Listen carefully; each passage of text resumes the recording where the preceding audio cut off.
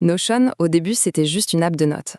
Mais aujourd'hui, c'est bien plus que ça. C'est un vrai système d'exploitation pour le pro et le perso.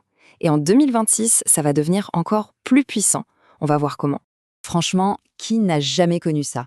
Une app pour les notes, une autre pour gérer ses tâches, un tableur par-ci, un wiki par-là. Au final, c'est un vrai bazar numérique. Ça nous disperse et pour collaborer, c'est juste un cauchemar. Et c'est justement là que Notion arrive avec une promesse assez folle. Un seul et unique espace de travail où absolument tout est connecté. De la petite note de coin de table jusqu'au projet le plus énorme. Alors comment ça marche en vrai? Allez, on attaque. Le concept de base de Notion, c'est de tout rassembler, de fusionner des outils qui d'habitude vivent chacun de leur côté. Et là, il faut bien comprendre que l'ambition est gigantesque. Notion, ce n'est pas juste une énième app de notes. L'idée, c'est de carrément remplacer toute une pile de logiciels auxquels on est abonné. Tout intégrer. La prise de notes, la gestion de projet, les bases de données, les wikis, tout au même endroit. La question, c'est comment un seul outil peut faire tout ça?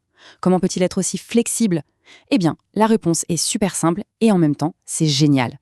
Ça tient en un mot, les blocs. Pensez à des Lego, mais pour le numérique. Et c'est ça, le point clé. Dans Notion, absolument tout est un bloc. Un simple titre, c'est un bloc. Une liste à puces, c'est un bloc. Une image, une vidéo, des blocs. Et le plus fou, c'est que même une base de données complète, eh bien c'est juste un gros bloc. C'est cette approche modulaire qui est au cœur de toute sa puissance. Et ça illustre parfaitement la richesse du système. Du texte, des images, du code, des tableaux, tout y est. Et on peut simplement glisser, déposer, organiser en colonnes, imbriquer les éléments les uns dans les autres. En fait, on ne remplit pas juste des cases. On construit sa page, son propre outil, brique par brique. Maintenant qu'on a vu les blocs de base, passons à leur forme la plus puissante, les bases de données. C'est là que Notion arrête d'être un simple éditeur de texte pour devenir un véritable outil de gestion dynamique. Et c'est là que ça devient vraiment, vraiment intéressant. Prenez une seule base de données et elle peut être vue de 6 manières complètement différentes.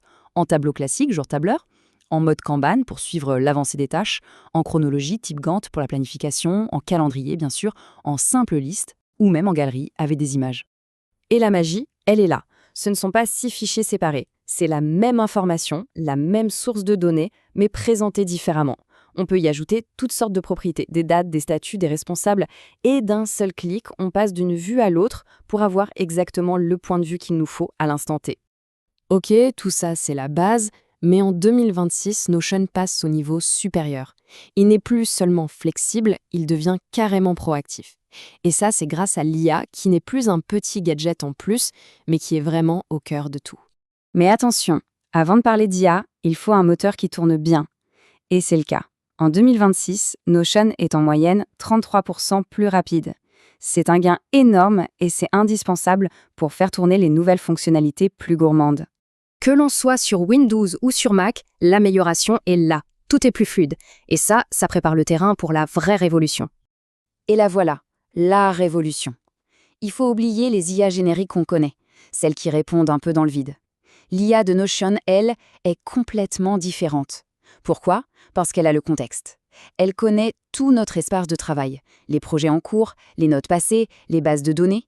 Du coup, les réponses et les automatisations qu'elle propose sont d'une pertinence qu'on n'a jamais vue ailleurs. Et ça nous amène au sommet de la pyramide, les agences IA autonomes. Là, on ne parle plus d'une IA qui répond à des questions. On parle d'une IA qui agit à notre place.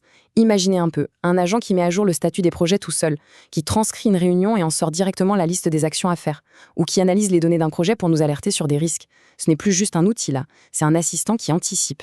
Bon, avec un outil aussi puissant, on peut se demander, mais c'est pour qui au juste? Eh bien la réponse, c'est un peu tout le monde. Et c'est ça qui le rend si unique sur le marché.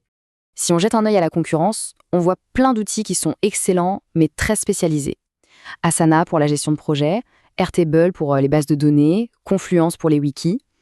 La grande force de Notion, c'est justement sa polyvalence.